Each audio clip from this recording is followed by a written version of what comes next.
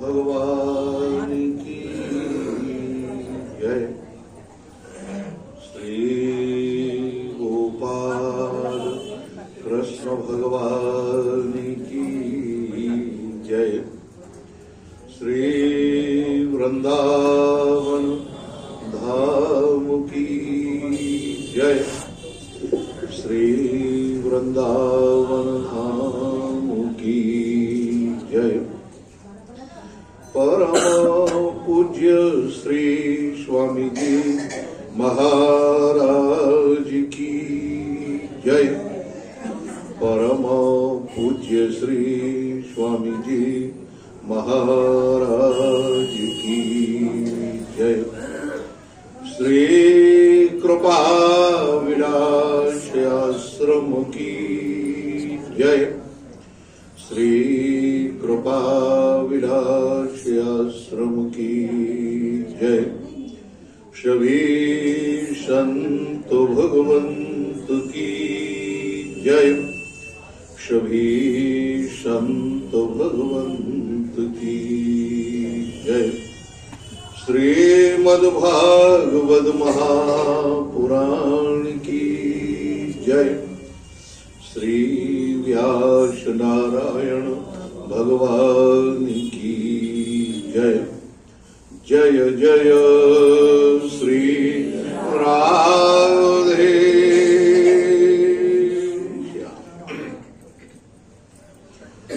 अहर्निश वंदनीय नित्य प्रति प्रातः स्मरणीय परम पूज्य श्री सद्गुरुदेव भगवान के युगल पाद पद्मों में साष्टांग प्रणाम। प्रातः स्मरणीय परम पूज्य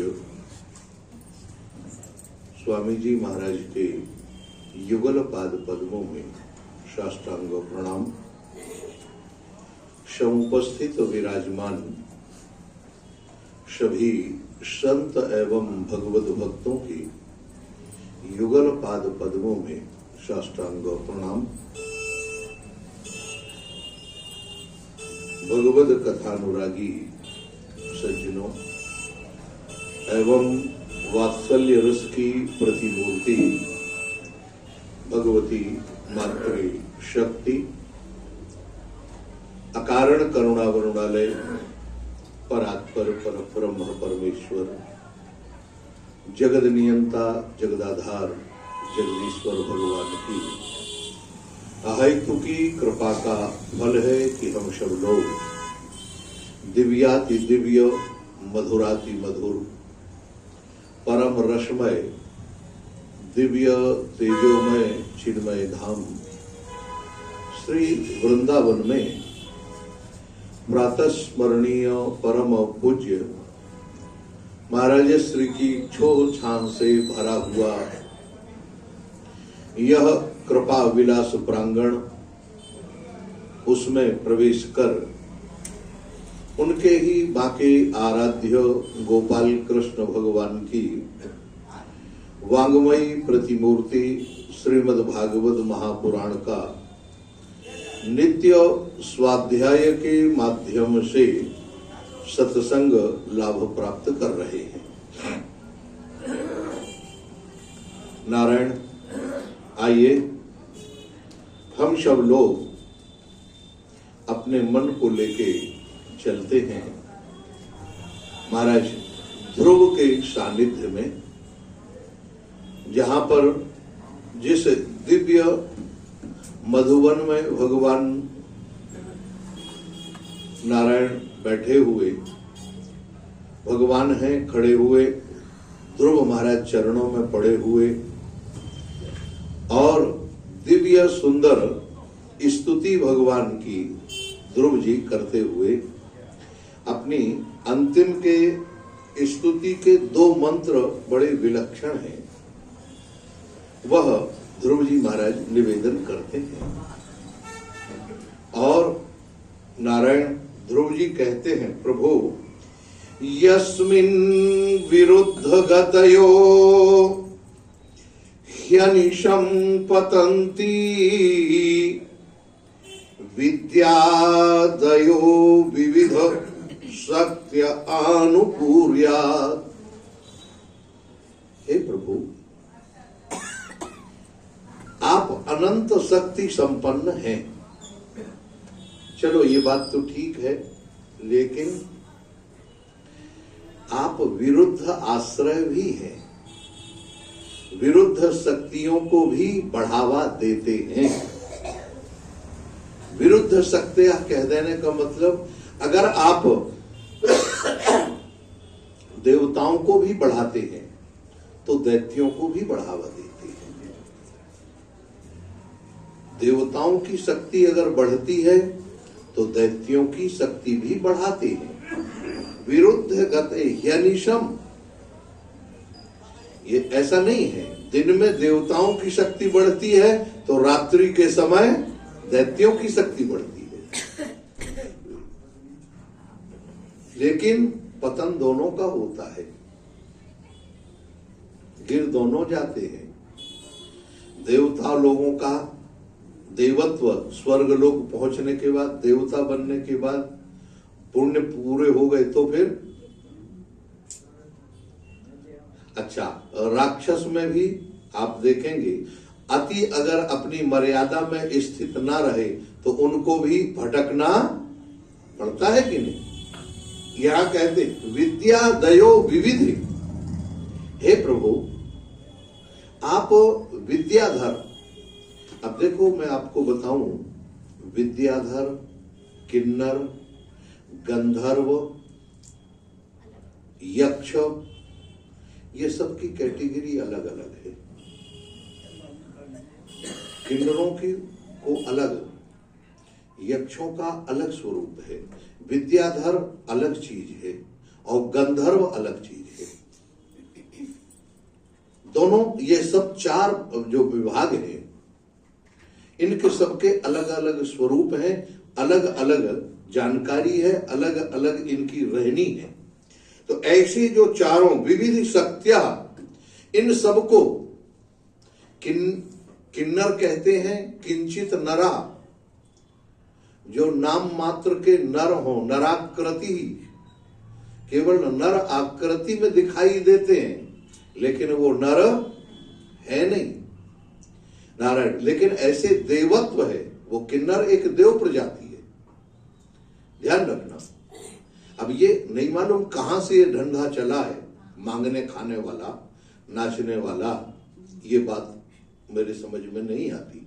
शास्त्रों में इसके विरुद्ध कुछ और अलग बात है। इनका दिन है, इनका स्वरूप है, इनकी उपासना है, और वो उपासना से अगर ये रहें तो महाराज क्या कहने। यहां लिखा है विविध शक्ति, ये शक्ति आ जाती जब है अनुपूर्व्या। हे प्रभु, ये शक्ति आपसे ही आती है। सारी शक्ति, सब लोग शक्तिमान है। ऐसा तो नहीं है कि किसी के पास शक्ति नहीं है, आपके पास भी शक्ति है, लेकिन जो शक्ति आपके पास में है वो हमारे पास नहीं है। आप में जो संतान के प्रति ममता है स्वाभाविक रूप से, या किसी के प्रति जो प्रेम है वो गॉड गिफ्ट है, स्वाभाविक रूप से है। और इतना ही नहीं, इतनी ताकत है आपके हृदय में कि आप का हृदय जब वात्सल्य से परिपूर्ण होता है तो वह अपने खून को भी दूध बनाकर बालक का पोषण करने के लिए तैयार हो जाता है। यह ताकत आपके पास में है, लेकिन हमारे पास तो नहीं है। तो अलग अलग शक्ति हुई कि नहीं? ऐसी अलग अलग शक्ति यक्षों में, देवताओं में, मनुष्य में, नर में, मादा में, ये जो शक्ति है तद ब्रह्म विश्व भववेक अनंत आद्यम। हे प्रभु, आप अनंत शक्ति संपन्न हैं, अनंत चराचर जीवों का पालन पोषण कर रहे हैं। उन पालन पोषण करने में आप बिल्कुल नितांत निमग्न हैं। लेकिन आद्य, आदि पुरुष, हाँ महाराज, लेकिन आपको जरा भी इनका पालन पोषण करने में अभिमान नहीं होता। क्यों? क्योंकि ये जीव आपसे अलग नहीं है। हम लोग असल में क्या है, हम जब दुखी तब होते हैं जब ये मानते हैं कि हम भगवान से बिल्कुल अलग हैं, भगवान हमारी रक्षा नहीं कर रहा, भगवान हमको नहीं देख रहा है। अच्छा, भगवान तुमको नहीं देख रहा है या तुम भगवान को नहीं देख रहे? बोलो, सच्ची बात क्या है? सच्ची बात है? हम नहीं देख रहे। हम नहीं देख रहे, लेकिन हम क्या कहते हैं? तो क्या ये सही है? नारायण, आप जरा विचार करें। महाराज, ये ध्रुव अपनी शक्ति से या अपनी योग्यता से प्रार्थना नहीं कर रहे, अपनी शक्ति से प्रार्थना कर रहे। ध्रुव, बताओ, क्या ध्रुव के पास में कोई ऐसी योग्यता, डिग्री है जो पढ़ के बोल के बड़ा बढ़िया लेक्चर दे? लेक्चर देने वाले तो रात भर पहले पढ़ते हैं, महाराज इसको ऐसे बोलना है, यहां ऐसे बोलना है, बोलो। लेकिन इसके बावजूद भी बोलने में लिख के रखते हैं, रटते हैं, तैयार करते, फिर भी गलती कर बैठते हैं कि नहीं? बोल। लेकिन महाराज, ध्रुव 5 वर्ष का बालक, 6 महीने तपस्या की, 5.5 वर्ष कर लो। लेकिन वो 5.5 वर्ष का बालक जो कह रहा है, जरा उसको, वो 5.5 वर्ष का बालक कह रहा है या भगवान कहला रहे? कहला रहे। इसका अभिप्राय क्या है? अगर आप भगवान के हो गए और आपने भगवान का अनुभव किया, तो कहने वाला और स्तुति कराने वाला, मैं इसको ऐसे समझो। मैं एक और बढ़िया उदाहरण दूं, भागवत कही है आपका। भगवान श्री कृष्ण नारायण गोचारण करके घर पे आए तो मैया यशोदा मुंह में कपड़ा बांध के, हाँ महाराज, रसोई तैयार कर रही, जगह जगह बड़े बड़े व्यंजन तैयार हो रहे। भगवान ने कहा, आज लगता है बढ़िया कोई माल बन रहा है। बाल कृष्ण लाल छोटे से, हाँ महाराज, 7 वर्ष की अवस्था, और जैसे रोज आते थे, गैया भैया को गौशाला में भेजा, बांधने की छोड़ने की जवाबदारी किसी और की है। ठाकुर जी ने तो लाठी लकुटी कमरिया उतार के फेंकी और दौड़ लगा दी मैया के पास, जैसे बालक का स्वभाव होता है। और मैया भी क्या करती महाराज, सीधे पहुंच के, जैसे ठाकुर जी पहुंचते वैसे मैया उनको गोद में ले लेती। हाँ महाराज, प्रणाम कर महाराज, मैया गोद में ले लेती, दोनों ठाकुर जी के गाल पकड़ के महाराज चुंबन करती, दोनों कपोल को पकड़ती, जैसे माताएं करती हैं, ऐसे गाल पकड़ के मेरो लाला, ऐसी मैया करती है महाराज। हाँ, मेरो गोपाल, मेरो लल्ला, आ गए, गोद में बैठाल के और उसको हृदय से लगाती, चूमती, बलैयाएं लेती, और महाराज, हाँ लाला, कहा हुए हो, आज कैसे रहो? कन्हैया सब बात बताते। लेकिन आज बाबला उल्टा हो गया होगा। कन्हैया जैसे भीतर घुसे, लुकटी पे मैया ने आवाज लगा दी, दूर दूर लाला दूर, यहां मत आइयो, पहले हाथ पैर धो के आवे, कपड़ा बदल के आवे। कन्हैया ठिठक गए, मैया आज कहा भयो, क्या बात है? मेरी मैया ना है? कहा ना, मैं मैया तो तेरी हूं, लेकिन आज कुछ विशेष बात है। कहा बात है? अरे लाला, तू ना समझेगो, तू जा पहले कपड़ा बदल के आवे, हाथ पैर धो, हाँ बातन मत बनावे ना मैया, तू पहले बतावे। अरे लाला, आज जय जय को भोग लगेगो, बाकी पूजा तैयारी है रही है। कन्हैया न सोचो जय हो, मेरे से भी बड़ो जय जय कोई जावे आगो वृंदावन, मेरे से भी बड़ो कोई जय जय है सके। लेकिन चलो कोई बात ना, बाहर जाके देखा तो नंद बाबा इत्यादि सब बैठे बड़ी बड़ी बातें कर रहे महाराज, शांत। कन्हैया ने समझ लो कोई ना कोई चक्कर है। महाराज, कन्हैया ने बाबा को मनाया, बातचीत की। अपनी बातों के दौरान कन्हैया ने ये तय कर दिया कि हमें पूजन इंद्र का नहीं, गिरिराज जी का करना चाहिए। सब ब्रजवासी मान गए और ठाकुर जी पहुंच गए गिरिराज जी के पूजन करने। जैसे गिरिराज जी का पूजन करने के लिए ठाकुर जी पहुंचे, अब ठाकुर जी ने सोचा ब्रजवासियों को नेक चमत्कार दिखाना पड़ेगा, ना तो ये मानेंगे ना। हाँ, कन्हैया ने कही, लाल बाबा एक बात बता। कहा हाँ लाला, कहा बात है। कहा इतने दिन से तुम गिरिराज जी को इंद्र को पूजन करते भाई, कहू इंद्र ने तुम्हें दर्शन दियो? कहा ना लाला, कहू दर्शन ना दिए। कहा देखो ये साक्षात गिरिराज जी है। रे लाला तू भी बात करे है, ये पहाड़ पर्वतन ने तो पूजा करवाए रहो और कह रहे हो साक्षात गिरिराज जी हैं। कहा ना बाबा, इनकी पूजा करेगो तो इनको जो देवता है ना, जो हमारे ब्रजमंडल की रक्षा करे, वो दिव्य देवता जाई के भीतर रहे, जो दिव्य देवता को बाहरी स्वरूप है, भीतरी स्वरूप तो कुछ और है। बाबा ने कही अच्छा। कहा तुम पूजा तो करो। महाराज ब्रजवासियों ने स्नान कराया, तिलक लगाया गिरिराज जी के। हाँ महाराज, एक तरफ स्नान पूजन पाठ हुआ, तैयार हुआ, भोजन कराने का नंबर आया तो ठाकुर जी एक रूप से गिरिराज जी के ऊपर खड़े हो गए और एक रूप से नीचे खड़े हो गए। नंद बाबा की तरफ नंद लाला के रूप में खड़े हैं और एक ब्रजवासियों के गिरिराज जी के रूप में गिरिराज पर्वत के ऊपर खड़े हुए हैं। और कन्हैया ने अचानक, देख बाबा देख, वो देख गिरिराज जी प्रकट है गई, देख। कहा हाँ लाला, लेकिन पूछ तो सही कौन है? कस्तवम, तुम कौन हो? तो गिरिराज जी बने भाई ठाकुर जी कहते शैलोस्मि, मैं गिरिराज हूं। बोलिए गिरिराज महाराज की, मैं गिरिराज हूं। जैसे ये कहा सारे ब्रजवासी तो महाराज, अब कछु ब्रजवासी ने कही लाला जो तो बिल्कुल तेरे ही जैसे लगे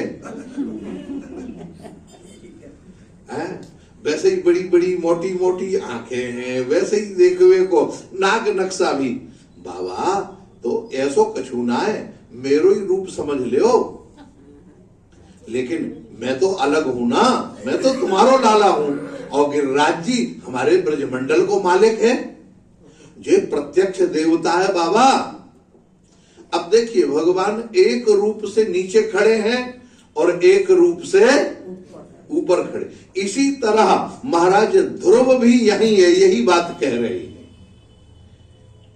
महाराज ध्रुव कहते हैं प्रभु आप जैसे एक रूप से एक विश्व ब्रह्मांड के अनंत जीवों का पालन पोषण करते हैं, उनके बीच में रहते हैं, उनको दिव्य शक्तियां प्रदान करते हैं और विश्व भयम एक अनंत आद्यम, और इसके बाद कभी आपको अभिमान नहीं होता, कभी अभिमान नहीं होता।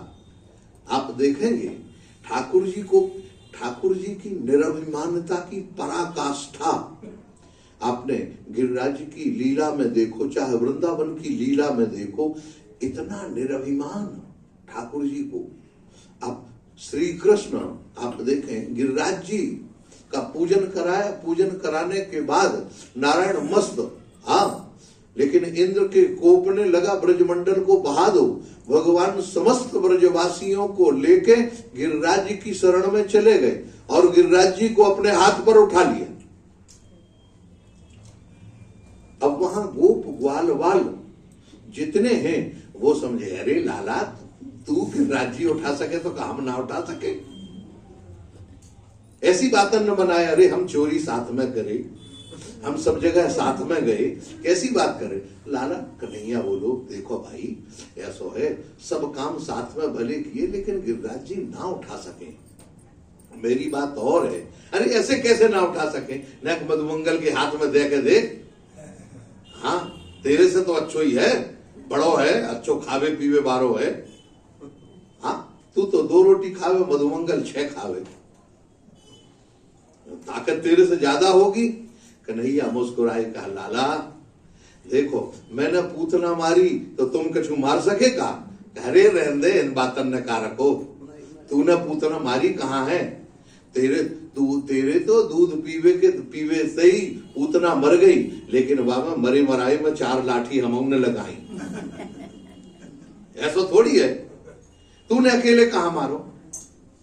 लोग तो स्पष्ट कहते महाराज, वृंदावन के ब्रज मंडल के हमारे ठाकुर जी के प्रेमी स्पष्ट कहते, कछु माखन को बलबड़ हो, कछु गोपन करी सहाय, और राधा रानी की कृपा सो गिरबर लिए उठाए। तूने अकेले थोड़ी, राधा रानी हमारी ना होती तो कछु ना कर पातो, चल रहने दे। सोचो ऐसे 3 लोक को ठाकुर, हाँ महाराज, तीनों लोकन में नहीं है को ना है, 3 ठोर 100 टेढ़ो दिखे। आप सोचो, और छोटी सी उम्र में वाने गिरवर लिए उठाए, हाँ संग सखन सब डोलत बागे और खेलन में पिट जाए।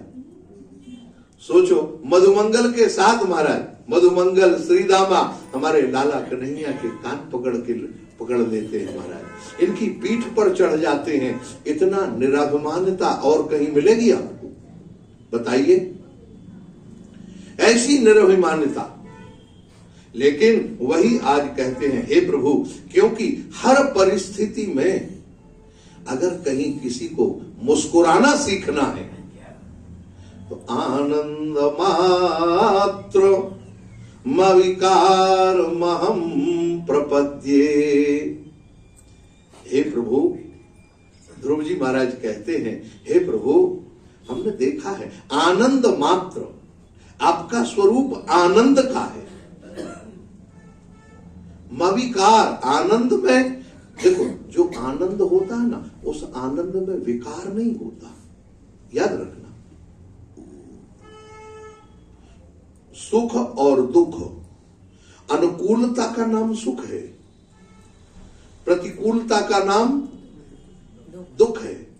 लेकिन ये अनुकूलता और प्रतिकूलता, अविकार, हाँ महाराज, इनमें सविकार, अनुकूलता, हमारा मन अगर विकारों से ओतप्रोत है, मन में वासना है, तो उस वासना की पूर्ति जिस जगह होगी उससे हमारा प्रेम हो जाएगा, हम उसको प्रेम का नाम दे देंगे। और जहां नहीं होगी वहां द्वेष का नाम दे देगा, ये बेकार आदमी, ऐसे वैसे ही, वो ऐसे ही है। लेकिन हमारे परमाणु मिलने लग जाएं तो वो हमारे लिए थोड़ी देर के लिए अनुकूल है, ध्यान रखना, लेकिन वो आनंद नहीं है, वो सुख नहीं है। और सुख क्या है? कहा अविकार, वो ऐसा सुख महाराज जिसमें कोई विकार नहीं होता, किसी भी तरह का कोई विकार, मन में कोई विकृति ना हो, मन में एक दिव्य भाव जिसके प्रति जगा रहता है। हे प्रभु, वह आपका स्वरूप है, ऐसा अविकार महम प्रपद्ये। ऐसे अविकारी परमात्मा के श्री चरणों में हम साष्टांग प्रणाम करते हैं। अंतिम बात महाराज ध्रुव यहां कहते हैं, सत्याशिषो हि भगवंस तव पाद मूलम आशीष तथानुभजता पुरुषार्थ मूर्ते। हे प्रभु, आपकी कोई पुरुषार्थ करके देख लो, भगवान पुरुषार्थ में नहीं मिलते हैं, लेकिन पता तभी लगेगा जब पुरुषार्थ करोगे। ये जो लोग कहते हैं ना, अरे महाराज, हम कभी कभी कहते हैं, नहीं महाराज कभी फोन करो, क्यों भैया वृंदावन नहीं आ रहे? आदमी का बड़ा सीधा जवाब, महाराज ठाकुर जी का बुलावा नहीं है, ठाकुर जी नहीं चाहते कि हम वृंदावन। अच्छा ये सच्ची बात बताओ, ठाकुर जी नहीं चाहते या तुम नहीं चाहते? एक के बाद एक काम तुम निकाल के रखते हो अपनी फसावट के लिए। अब जरा विचार कर, जिसकी हमारे जीवन में जिस काम की महत्वता महत्व, जिस काम का महत्व हमारे जीवन में ज्यादा होगा हम उसको पहले देखने लग जाएंगे, और जिसका महत्व नहीं होगा उसको टालते चले जाएंगे। हमारे जीवन में ठाकुर जी का महत्व कितना है, हम वृंदावन के लिए या बाहर के लिए सबसे पहले टालना सोच, अरे उतनी दूर जाएंगे, 2 दिन लगेंगे, 3 दिन, यहां इतना काम पड़ा है, यहां ऐसा है। आपको जीवन में कभी भी, हाँ महाराज, समय ऐसे नहीं मिलने वाला, आपको समय निकालना पड़ेगा। आप समय निकालिए, तीर्थ यात्रा के लिए समय निकालिए, धाम के लिए, यात्रा के लिए समय निकालिए, और उस समय निकालकर आप वहां रहें, मंदिरों में दर्शन करें, जितना बने दान पुण्य करें, और नित्य ठाकुर जी की सेवा करें, स्मरण करें, नाम जप करें, और कथा जरूर सुने। नित्य नाम जप करते हुए भगवान की आप नाम जप के बाद नारायण कथा सुने। जितने दिन रहें ईमानदारी से ये मन कर लो। हाँ महाराज, हमारे गुरुजी जब यहाँ आते थे वृंदावन, तो नारायण 4 महीने रहते थे। 4 महीने में बिहारी जी के अलावा कभी कहीं नहीं जाते थे, कहीं नहीं। गिरिराज जी को कहा नहीं, अच्छा और जाना भी है तो महाराज जी के सत्संग के लिए छोड़कर नहीं जाते थे। सत्संग अगर है, कथा कहीं है, तो न पहले कथा सुनेंगे। मैंने एक बार कहा, मैंने कहा गुरुजी आप कथा को इतना महत्व देते हैं, अरे दर्शन भी तो उतनी जरूरी है। गिरिराज जी का दर्शन, इतने लोग आते हैं।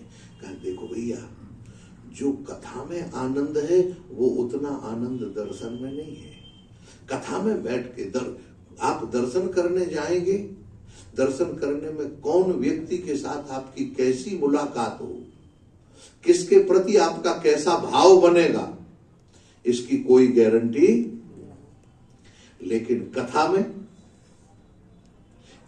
यह गारंटी है, भगवत भाव के अलावा और कुछ बनने वाला नहीं है। ये सहज साधना है। सत्संग का नाम है सहज साधना। मैंने इसको नाम दिया, ये सहज साधना है। वो इसमें कुछ नहीं करना है। नहाओ की मत नहाओ, कपड़े बदलो की मत बदलो, मुंह धो की मत धो, आप आके केवल बैठ जाओ बस, और सुनने लग जाओ, साधना शुरू। और ये कभी ना कभी आपके जीवन में एक रंग लाएगा, याद रखना, निश्चित है। यहां यही कहते हैं, हे प्रभु तब पादम सत्याशिषो ही भगवंस तब पाद पद्मम आशीष तनु भजता पुरुषार्थ मूर्ते। हे प्रभु, यद्यपि आपका स्वरूप पुरुषार्थ में है। कौन पुरुषार्थ? कहा महाराज, अर्थ भी आपका स्वरूप है, और धर्म भी आपका स्वरूप है, काम भी आपका स्वरूप है, और मोक्ष भी आपका स्वरूप है। तो आपके स्वरूप के बगैर आपको पाना संभव नहीं है। लेकिन सीढ़ी है अर्थ। अर्थ माने धर्म पूर्वक, अभी आगे आएगा, आपको देखेंगे। अर्थ की जो सिद्धि है वह धर्म के द्वारा ही संभव है। धर्म के द्वारा जो अर्थ हमारे जीवन में आएगा, माने सीधे रास्ते से आएगा। याद रखना, पूर्व दत्तम च या विद्या पूर्व दत्तम च यद्धनम पूर्व दत्तम च या नारी अग्रे अग्रे च धावती। लेकिन धन को आप बढ़ा सकते हैं पुरुषार्थ के द्वारा, विद्या को आप बढ़ा सकते हैं पुरुषार्थ के द्वारा, और नारी माने काम, ये काम पुरुषार्थ में आप अनर्गल काम को रोक सकते हैं अपने ठाकुर जी के बल पर और अपने दृढ़ संकल्प के बल पर। ये आपकी जिम्मेदारी है। लेकिन अगर आपने ऐसा किया तो मोक्ष आपको फोकट में, फ्री में मिल जाएगा। ठाकुर जी कहते हैं ये मोक्ष हमारे तरफ से 3 चीजें खरीदो, एक वस्तु फ्री। बाजार में वो है ना हमारा एक एड कभी कभी आता था, 3 साबुन खरीदो 1 फ्री में मिलेगा। तो ऐसे ही भगवान कहते 3 पुरुषार्थों को तुम ठीक ठीक अपनाओ, 4था पुरुषार्थ हम फोकट में तुम्हारी झोली में डाल देंगे।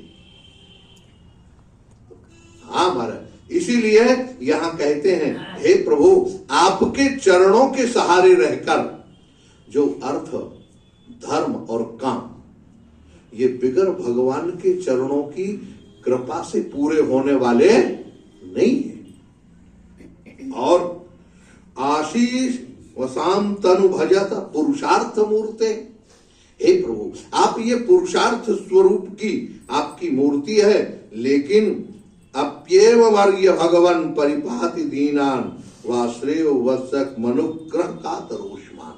हे प्रभु आप उसी के ऊपर कृपा करते हैं जो आर्त होकर आपको पुकारता है। हम जिज्ञासा नहीं, ठाकुर जी के सामने दीन हो जाए। पूज्य डोंगरे जी का बड़ा प्यारा शब्द है वो कहते थे, हाँ महाराज जिसका हृदय दीन होता है उसी दीन हृदय में परमात्मा आसीन होता है। ठाकुर जी कभी अभिमान के हृदय पर बैठने वाले, हाँ महाराज कभी नहीं बैठ। अभिमान तो उनका भोजन है, अभिमान को तो भोजन करते हैं। नारद जी को काम का अभिमान हो गया, मैंने विजय कर लिया, काम को परास्त कर दिया है। नारद जी को यह अभिमान हो गया, कामदेव को जीत लिया, लेकिन परास्त किसके द्वारा हुए बोलो? काम के ही द्वारा हुए कि नहीं? भगवान शंकर ने काम को जला दिया, लेकिन परास्त किसके द्वारा हुए? मोहिनी के प्रसंग में, हाँ जी बोलो। तो ये हमेशा कभी भी, यद्यपि आप देखें प्रत्येक कथा का एक अर्थ है, प्रत्येक कथा का एक जीवन, एक ज्वलंत उदाहरण, उसका एक आनंद है, एक व्यवस्था है। जब यहां लिखा वत्सक मनुग्रह कातरोस्मान, बड़ा सुंदर शब्द दिया। ध्रुव जी महाराज कहते हैं प्रभु आप अपने भक्त की रक्षा उसी तरह करते हैं। इस मंत्र का गोस्वामी जी ने बिल्कुल अनुवाद कर दिया। करहूं सदा तीन कर रखवारी, जिमी बालक राखही महतारी। इतना सस्ता और क्या मिलेगा बोलो? अब इससे सरल और कुछ हो सकता है? ध्रुव जी महाराज कहते हैं प्रभु जो आपके शरणागत भक्त हैं, जिसने आपके चरणों में समर्पण कर दिया, जो आपके चरणों में समर्पित हो गए, उनकी रक्षा, उनके ऊपर आप कृपा, उनके ऊपर आपका अनुग्रह, उनके ऊपर आपका जो वात्सल्य है वो ऐसे झलकता है, ऐसे झलकता है, ऐसी रक्षा करते हैं जैसे वत्सक माने गैया। हाँ महाराज, जो गैया अभी अभी बच्चा को जनी है, जेर से लिपटा हुआ है, उस समय उस बच्चे के पास सिंह की भी हिम्मत नहीं होती कि वो आ जाए। इतना रौद्र रूप होता है गैया का। हाँ महाराज, घर मालिक को भी नहीं, किसी को पास में आने देती है, और बालक की ऐसी रक्षा करती है महाराज, ऐसी हुंकार लगाती है। उसका गैया जितनी सीधी होती है, जब वह अपने स्वरूप पर आती है तो आप देखो उसको, किसी की हिम्मत नहीं है कि कोई पकड़ ले उसको, किसी की हिम्मत नहीं है कि कोई छू ले। तो इसी तरह से प्रभु आप तो अपने शरणागत भक्तों की रक्षा ऐसी करते हैं, ऐसी करते हैं, हा हा, जैसे गैया अपने बछड़े की रक्षा करती है, ऐसी रक्षा। अभी मैं आपको बताऊं, हमारे घर के मकान के सामने अभी एक मकान बन गया, सामने बबूल का झाड़ था। तो उस बबूल के झाड़ पर प्रायः पक्षियों के घोंसले बने रहते थे, क्योंकि दोनों तरफ मकान है तो पक्षी के घोंसले सुरक्षित रहते थे। नहीं मालूम कहां से महाराज एक बंदर ने एक पक्षी के घोंसले को एक छत पहुंचाने की कोशिश की, नहीं, नुकसान कर नहीं पाया, और वो चिड़िया ने देख लिया। अब महाराज उस चिड़िया ने उस बंदर को ऐसा नाच नचाया, हम तो देखते रह गए। और वो चै चै करके 2-3 चिड़िया आ गई उसके, और महाराज कभी उसके सिर पर ठोकर मारे, कभी पीठ पर ठोकर मारे, कभी ऐसे बंदर उस बबूल के झाड़ में बंदरों ने चढ़ना बंद कर दिया। जाते नहीं थे वहां, घोंसला देख ले वो चिड़िया चै चै मचा रही। हाँ महाराज, हिम्मत नहीं है कि बंदर वहां पहुंच जाए। ने देखा भाई ये क्यों, क्योंकि उसके छोटे छोटे बच्चे वहां, देखो वो चिड़िया है छोटी सी, लेकिन वो चिड़िया अपने बच्चों की रक्षा कैसे करती है। तो एक चिड़िया अपने बच्चों की रक्षा जब अपने से बड़े सबल जानवर से कर सकती है, तो क्या वो परमात्मा अपनी बनाई हुई सृष्टि के द्वारा अपने बालकों की रक्षा नहीं कर सकता। यहां ध्रुव जी महाराज वही कहते हैं, वत्सक, हे प्रभु आप कातरोस्मान, केवल भगवान के आने में देरी नहीं है, हमारे बुलाने में देरी है। जैसे हमें बुलाना चाहिए हम वैसा उनको परमात्मा को बुला पाते नहीं है। क्यों? क्योंकि हमारे हृदय के अंदर वो योग्यता नहीं आ पाती, वो सहजता नहीं निकल पाती, जो सहजता में परमात्मा रीझते हैं। जिस निर्विकारिता, निर्लेपता, निर्द्वंदता, हाँ महाराज, सहजता में परमात्मा रीझ जाते हैं, वो सहजता हमारे साथ आती नहीं है। हम हमेशा हमें ध्यान रहता है हम एक माँ हैं, हम किसी की पत्नी हैं, हम किसी के पति हैं, हम किसी के बाप हैं, हम किसी के क्या हैं। ये रिश्ते हमारे गाढ़े तो रहते हैं, लेकिन कभी ये याद नहीं रहता कि हम ठाकुर जी के हैं। हाँ, वो ठाकुर जी के कब तक हैं? जब तक उनके सामने मंदिर में। ठाकुर जी भी चक्कर में पड़ जाते हैं। हाँ, मंदिर में बिहारी जी से कहेंगे, प्रभु हम तो आपके हैं, बस आपके अलावा हमारे कोई नहीं है। और घर आते ही हाँ महाराज बच्चों से कहते हम तो आपके हैं। हाँ, पत्नी से पति कहता मैं तो तुम्हारा हूं, अभी कहीं गया थोड़ी हूं, मर गया हूं क्या, तुमने क्या सोच लिया। बच्चों से कहते अभी मैं तुम्हारा हूं। भगवान भी चक्कर में पड़ जाते हैं, भगवान ये है किसका, अभी समझ में ही नहीं आ रहा है। कहते तो हैं हम सबके, तो वास्तव में हम किसके हैं। नारायण किसी एक के हो जाए। हाँ महाराज, इस दिल के टुकड़े 1000 हुए, कुछ इधर गिरा कुछ इधर गिरा, बिंदु दोनों तरफ मजा लेता रहा, ना इधर का रहा और ना उधर का। बस महाराज हमारी स्थिति यही है, हम किसी तरफ नहीं, थोड़ा थोड़ा इधर भी चाहते हैं, थोड़ा इधर भी चाहते हैं, लेकिन स्थिति ये बन जाती है कि हम कहीं के नहीं रह पाते हैं। इसलिए एक साथ ध्यान रखना, एक तरफ हो जा, एक तरफ होके भगवान से कहते हैं। महाराज मैत्रेय जी कहते अथाभिष्टूय एवं वही सत्संकल्पेन धीमता भृत्यानुरक्तो भगवान प्रतिनद्येदम अब्रवीत। आहा, महाराज मैत्रेय जी कहते हैं विदुर जी इस प्रकार जब स्तुति विदुर महाराज ध्रुव जी ने भगवान की स्तुति की तो भगवान प्रसन्न हो गए। अब देखो महाराज, जैसे आप स्थिति वही देखें जैसे हमारा छोटा सा बालक हो और वो चलने में समर्थ नहीं, लेकिन मैया उसको दोनों हाथ पकड़ के खड़ा करती है, उंगली पकड़ाती है कि नहीं, खड़ा करती, और 2 कदम अगर चल लेता है, हाँ महाराज, तो उसी को वाह शाबाश, मेरा बेटा तो चलने लगा। उसकी शाबाश कहते ही वो बालक थोड़ा अपने आप कोशिश करता है कि नहीं, खेलती है, छोड़ती है, चलती है। इसके बाद वो चलाने वाली कौन है? मैया। और शाबाशी देने वाली कौन है? और प्रसन्न होने वाली कौन है?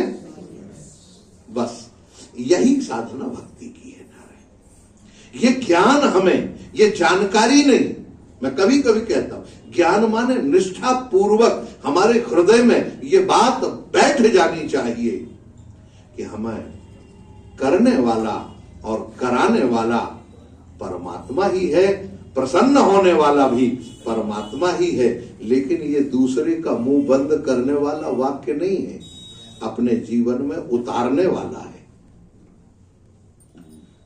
हम कई बार, आप देखो आजकल बहुत होता, हम लोगों को तो सफर अफर करना ही होता महाराज, कई जगह आते जाते हैं, हाँ ट्रेन में कुछ मिलेंगे, कुछ छेड़ेंगे, तो पंडित जी वो नहीं, मैं तो नहीं मानता महाराज, बहुत कैसी बात कर रहे, भगवान के बगैर एक पत्ता नहीं डलता है, और वो तो आना जाना, जब भगवान चाहेंगे तो सब हो जाएगा। अब वो पंडित जी महाराज थोड़ा बहुत सोचेंगे, बड़ा जिज्ञासु है, बहुत अच्छा, हाँ कुछ समझाएंगे, कुछ बातचीत होगी, एक दूसरे आदान प्रदान, वो कुछ करेंगे, कुछ बोलेंगे, और जब हाँ 2-4 घंटे पंडित जी ने खूब महाराज जानकार व्यक्ति बातचीत हुई, और जब उतर लेंगे, वाह महाराज बड़ा बढ़िया टाइम पास हुआ आपके द्वारा। मानो पंडित जी टाइम पास के साधन थे, सत्संग नहीं था। बहुत बढ़िया टाइम पास हुआ महाराज, समय का पता ही नहीं लगा आपका। जब कभी आप फिर कृपा करें महाराज, मेरा नंबर ये है, आप फोन कर लेना। लो माने हमें बहुत बड़ी जरूरत है आपकी, फोन करेंगे। तो ये तो स्थिति है। हम जब ये सोचते हैं कहां से हमारे जीवन में कल्याण होगा, सोचिए आप जरा। ये साधन भजन टाइम पास का साधन है या जीवन बनाने का साधन है? इससे जीवन बनता है। समय तो ना करोगे तब भी निकल रहा है, जो दिन हुआ है वो शाम को, किसी कोई माई के लाल की ताकत नहीं है जो पूर्व दिशा से सूर्य जब निकलता है और उसे अस्ताचल को जाने के लिए रोक ले। 1 मिनट के लिए भी रोक के कोई बता सकता है? बोलो, 1 मिनट के लिए भी कोई रोक सकता है? कितना बड़ा भी कोई सिद्ध हो, योगी हो, कोई भी हो, क्यों? वो भगवान का स्वरूप है, समय ठाकुर जी ने दिया। और एक दिन बीत जाने के बाद, एक रात्रि बीत जाने के बाद हमारी आयु से एक दिन रात कम हुआ कि नहीं हुआ? लेकिन हम केवल समय पास करने में लगे रहते कि ये समय पास नहीं। यहां यही कहते हैं, एवं शत संकल्पेनो धीमता वृत्यानुरक्तो भगवान प्रतिनंदे अब्रवीत। आहा, वृत्यानुरक्तो बड़ा सुंदर शब्द है वो, ध्यान रखना। वृत्य कहते हैं सेवक को, और अनुरक्त कहते हैं परंपरानुगत साधना के द्वारा उत्पन्न प्रेम को। अनुरक्त का मतलब ये नहीं कि हम किसी से भी कोई परंपरा से नहीं, अपने आप, हाँ महाराज भगवान का नाम तो लेते ही है, नहीं, किसी एक परंपरा में, किसी एक महापुरुष के सानिध्य में जब तक आप नहीं जुड़ेंगे तब तक आपको सफलता मिलने वाली नहीं है। आपको किसी न किसी महापुरुष। अच्छा ये बताओ, महाराज ध्रुव को अगर नारद जी साधना न बताते तो क्या नारद जी, ध्रुव चाहे कितने जन्म तक लगे रहते, क्या वो दर्शन कर पाते? बोलो, संभव था? क्यों? मंत्र जो है हम जो सुन के याद करते हैं, कहीं माइक में सुन लिया, कहीं ग्रंथ में सुन लिया, कहीं देख लिया, कहीं पढ़ लिया, और अरे महाराज बहुत बढ़िया मंत्र है, हाँ ये मंत्र तो काम करता, हमको अच्छा लगता है, मंत्र याद कर लिया। वो मंत्र आपका चैतन्य नहीं होगा, ध्यान रखना, क्योंकि ये कागज है किसी न किसी प्रेस के द्वारा स्याही है, किसी न किसी कलम से बनी हुई स्याही है, कहीं लिखा गया है, तो ये कागज भी जड़ है और कलम भी जड़ है, प्रेस भी जड़ है। अभी इसका संबंध चैतन्य से हुआ और जड़ वस्तु को तुमने स्वीकार कर लिया, तो मंत्र का जो जड़त्व है वो कभी भी जागृत होने वाला। गीली लकड़ी चाहे वर्षों खड़ी रहे, उसमें आग लगने वाली नहीं है, लेकिन वो गीली लकड़ी भी अगर सूखी लकड़ी, जिस लकड़ी में आग लगी हुई है, उससे टिक जाए तो बोलो उसमें आग लग जाती है कि नहीं? बस यही कारण है। भगवत प्रेम जिसने उस मंत्र का, जिसने उस स्वरूप का दर्शन किया, साक्षात्कार किया, अथवा जो उस रास्ते पर चल रहा है, उससे जब हम दीक्षित होंगे, जब उनसे साधना के विषय में जानेंगे, तब हमें सफलता मिलेगी।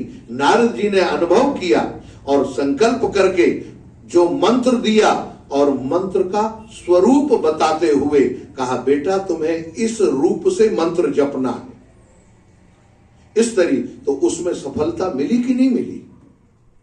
अब मैत्रेय जी कहते हैं, प्रतिनंदेत ब्रवीत, भगवान आनंद में भर गए। अरे आनंद तो भगवान का स्वरूप है, लेकिन आनंद कैसा? कहा जैसे बालक को प्रसन्न होते हुए देखकर माता प्रसन्न होती है। अच्छा, बालक जब हंसता है तो मां हंसती है कि रोती है? बोलो, हंसती है कि नहीं? स्वाभाविक रूप से उसके हृदय में बालक से ज्यादा प्रसन्नता हो जाती है। आप कभी कभी देखना, मैं कई बार नारायण मैंने अनुभव किया, बालक 2-3 महीने का होता है, वो शांत पड़ा रहता है, लेकिन कभी कभी एकाध बार वो मैया को देख के केवल मुस्कुराता है, और उस क्षण का आनंद बोलो आप व्यक्त कर सकते हैं? या वो आनंद जो बालक की मुस्कुराहट को देखकर हृदय में आनंद होता है, उस आनंद की कीमत आप लगा सकते हैं? है कोई वस्तु दुनिया में जो उस आनंद का? इसी तरह से भगवान कहते हैं, ये मेरा बालक आज मुस्कुराया, उसकी मुस्कुराहट को देखकर भगवान प्रसन्न हो गए, और जैसे प्रसन्न हुए नारायण बोल पड़े। अच्छा, कितना भगवान बोलते कैसे हैं? जरा ये साधना करने वालों को ये ध्यान देना चाहिए, हो आनंद आ जाता है। बोलते वेदाहतम ते व्यसितम हृदि राजन्य बालक तत्प्रयच्छामि भद्रन्ते दुरापमपि सुब्रतः। सुव्रत, व्रत माने नियम, सु माने भली प्रकार। आपने जो नियम, बेटा तुमने जो नियम पूर्वक साधना की है, मैं आज भी कहता हूं, नारायण आप अगर 6 महीने नियम पूर्वक, जैसे ध्रुव ने साधना की, इस 6 महीने में अगर आप नियम पूर्वक कुछ नियम लेके साधना करें, निश्चित है आपके जीवन में कुछ ना कुछ अनुभव होगा। 100% होता है, मैं इस बात को बिल्कुल नहीं मान, 100% अनुभव होता ही है, चाहे कुछ भी हो जाए। नारायण वेत्ते हृदय राजन्य, बेटा तुम्हारे हृदय की बात मैं जानता हूं। बालक, हाँ महाराज, आज ये बालक शब्द उभयपदी है, हो उभयपदी। बालक माने ध्रुव, और बालक कहते हैं भगवान को। बालक शब्द का एक अर्थ भगवान भी होता है। कौन? ये कौन बालक के लिए कह रहे का? कोका बाला ब्रह्मा यस्य बालका सा, जिसका भी बालक ब्रह्मा है वो बालक। रोम रोम में जिसके अनेक ब्रह्मांड मंडराते रहते हैं, ऐसा जो बालक है वो कौन? भगवान श्री कृष्ण। वो ठाकुर जी आज ध्रुव के सामने खड़े हुए हैं और ध्रुव को कहते हैं, बेटा, जिनका बेटा ब्रह्मा है, उस ब्रह्मा की बराबरी। अच्छा बोलो, ब्रह्मा को जब बेटा कहते हैं और किसी और को जब बेटा कहते हैं तो बराबर का संबंध हुआ कि नहीं? बोलो। आप देखें, इसलिए यहां पर तद व्यवसितम राजन तद प्रयच्छामि भद्रम ते दुरामपि शुभ्रता। तुम्हारे हृदय में जो तुमने अपनी कामना रहित सुंदर व्रत का पालन किया, नियम का पालन किया, उस नियम पूर्वक न्यायैरधिष्ठितम भद्रम, बेटा उस नियम से तुम्हारा कल्याण हो जाएगा। अब देखो, हमारा कल्याण किस में छिपा है? हम सोचते हैं हमें कल्याण, हाँ खूब पैसा मिल जाए, जवानी बनी रहे, हाँ विषय का हम खूब सेवन करें, खूब चमकते धमकते रहें, खूब वाहन मिले, खूब आना जाना रहे यहां वहां, सब हमारी प्रतिष्ठा, सब लोग जय जयकार करें, तो समझ लो हमारा भक्त कल्याण है। ये कल्याण नहीं है। हाँ महाराज, पूज्य गया प्रसाद जी महाराज से एक साधु ने पूछा, हम संयोग से वहां बैठे थे, गुरुजी ने हमको भेजा था, एक बात याद आ गई। गए, पंडित जी का तो प्यार मिलता ही था महाराज, देख के प्रसन्न हो जाते थे। हाँ कहो पंडित क्या हाल है? महाराज बस आपके चरणों की कृपा है। अच्छा ठीक है। अच्छा, जब भी जाते थे तो नारायण पूज्य पंडित जी ऐसे समय जाते थे कि पंडित जी के साथ प्रसाद पाना पड़े, माने ये लोभ रहता था। दोपहर के समय, प्राय भोजन के समय, जो सच्ची बात है वो आपको बताते हैं नारायण। तो उनके साथ जाके क्या है, एक बार स्वाद लग गया ना, हाँ ज्यादा कुछ मतलब नहीं रहता था उस समय, वो विद्यार्थी अवस्था थी महाराज।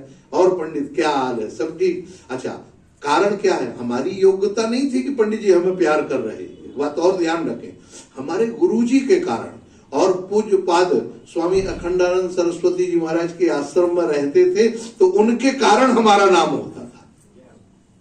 जैसे आज आप लोग सुन रहे, तो हमें नारायण प्रातः स्मरणीय परम पूज्य महाराज श्री की कृपा के कारण आज उनको अगर उनकी शरण में नहीं होते इतने दिन से, तो हमें कौन जानता? इसमें हमारी नहीं है महाराज। हाँ, उमा न कछु कपिके अधिकाई, ध्यान रखना।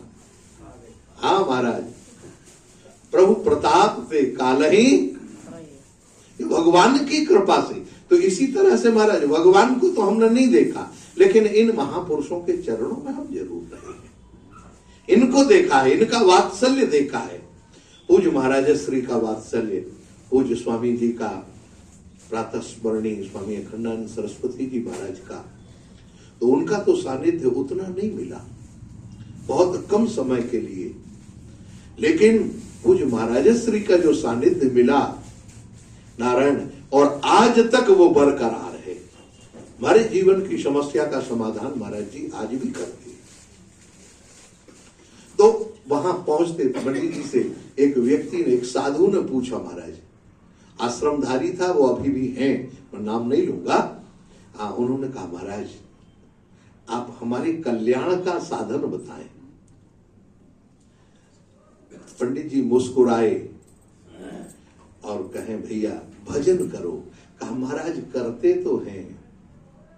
पंडित जी ने एक दोहा कहा, एक ही दोहा कहा, मठ मंदिर और स्त्री, भूमि और व्यवहार, ये पांचों तब ही मिले जब कोप करे करतार। देखो भाई, आप लोग अन्यथा बात को मत लीजिएगा, मैं कभी समय पर इसकी व्याख्या करूंगा, ऐसा नहीं है। कभी कभी लोग माताएं सोच लेती हैं कि हमारी तो बड़ी निंदा है। निंदा नहीं है वो, ध्यान रखना। हाँ, क्यों? माता भगवान राघवेंद्र सरकार सती सुलोचना को खड़े होकर प्रणाम कर सकते हैं, तो क्या माता की वंदना है या धिक्कार है? आप बताइए। माता मंदोदरी को भगवान राम प्रणाम करते हैं, जरा सोचो। तो ऐसी माताएं, माताओं से तो संसार चल रहा है। माता ही, माता मंदालसा अपने बालक को पालने में ही कहती है, शुद्धोसी नित्योसी निरंजनोसी। तो ये माता के बिगड़ तो क्या है, जीवन में बालक का प्रथम गुरु माँ है। माँ के उर्ण से उर्ण नहीं होता। तो ये यहाँ पर यही बात यहाँ महाराज भगवान कहते हैं, ते भद्रम कल्याण हो, बेटा तुम्हारा कल्याण हो। तुमने जो दुर्गम व्रत लिया उसका फल है। न्यानैरधिष्ठितम् भद्र यद्भ्राजिष्टु ध्रुवीक्षिति यत्र ग्रहक्षताराणाम ज्योतिषाम चक्र महामतिम। तुम्हारे हृदय की जो बात है वो मैं जानता हूं, और उस हृदय की बात को बस यहां एक और बात है, सुब्रत क्यों कह दिया? सुब्रत इसलिए कहा है कि नारायण अगर हृदय में कोई गड़बड़ी हो भी जाती है तो भगवान उसको सुधार देते। क्यों? भगवान कभी किसी की गलती नहीं देखते, वो सुधार देते हैं। यहां भी सुब्रत कह देने का यही है, नान्यम धिष्ठितम भद्रम, तुम्हारा कल्याण हो जाएगा। लेकिन बेटा तुमने जो राज्य की कामना से घर छोड़ के आए, अरे मैं तुम्हें एक ऐसा पद प्रदान करता हूं।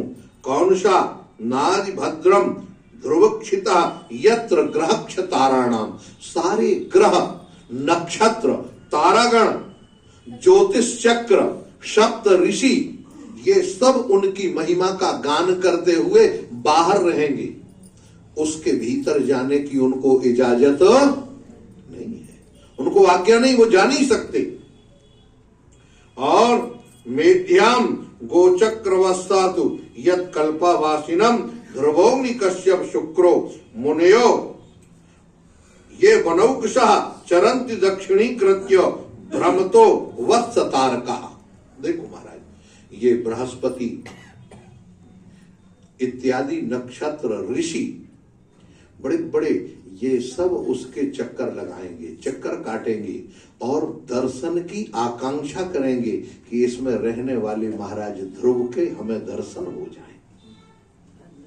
हमने तुम्हें ऐसा वो दिव्य पद दिखा है। और नारायण ये ऐसे ही चक्कर काटेंगे जैसे मेढ़ी गड़ी होती है। मेढ़ी जानते हैं? हमारे यहाँ महाराज, अब आजकल तो वो सब मामला खत्म हो गया ना, थ्रेसर आ गया है। जब से खेतों से अनाज कटता था, मजदूर लोग काटते थे, बोझा बनाते, घर में लेके आते, गल्ला में उसको रखते, फिर उनको गेहूं को कटे बड़े बड़े बोझे उनको फैला दिया जाता, एक बड़ा मोटा खंभा गाड़ा जाता था बीच में, और उसके बाद 8-10 बैल उसको उस पर फान दिए जाते थे, वो गड़ाऊ बोलते थे। एक ऐसी रस्सी होती थी जिसमें बैलों के गले में वो रस्सी बंधी होती थी सब, और एक व्यक्ति जो घुमाता था, हमने वो हाँका है, वो गांव में हम सब किए हुए, ध्यान रखना। अब आज के बालकों को इन सबको पता नहीं होगा। हाँ महाराज, एक चुनका रखते थे, बांस का बना हुआ छोटा सा, हाँ वो चुनका जो बैल वगैरह जो गोबर करते थे ना, तो उसको पीछे लगा देते थे ताकि वो अनाज में न मिले, नहीं तो वो खराब हो जाएगा गेहूं। बड़ी सावधानी से, और उसको हाँकना बड़ा व्यवस्थित रहता था, नहीं फंस जाते थे बैल।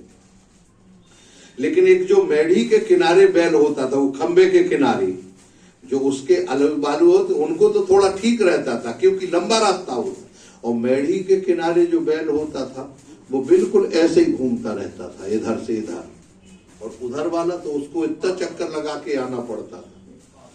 तो ये जो बैल मेढ़ी में रहता था वो परेशान हो जाता था महाराज। अधिकतर मेढ़ी के किनारे में जो बैल रखते थे, बड़े बूढ़े को रखते थे।